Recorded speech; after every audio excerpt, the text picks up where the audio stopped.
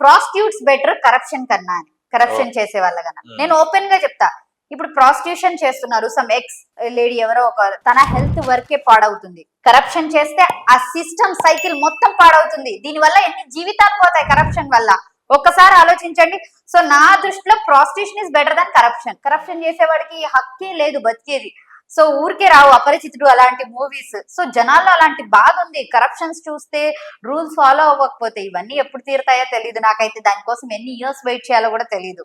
కానీ మీలాగా చాలా మంది పదవిల కోసం, అంటే పవర్ కావాలి మా కోసం అని ఫస్ట్ ఉరుకులాడుతుంటారు, దానికోసం ఫైట్ చేస్తారు, అది చేస్తారు. వన్స్ ఒక పదవి మనకు ఒక స్టేజ్ వచ్చిందంటే అవి అన్ని మర్చిపోయి వాడు కూడా కరప్టెడ్, ఇప్పుడు అన్ని అలా తయారవుతాయి. దానికి రీజన్ ఏంటి? మంచితనం ఎక్కడ ఉంది?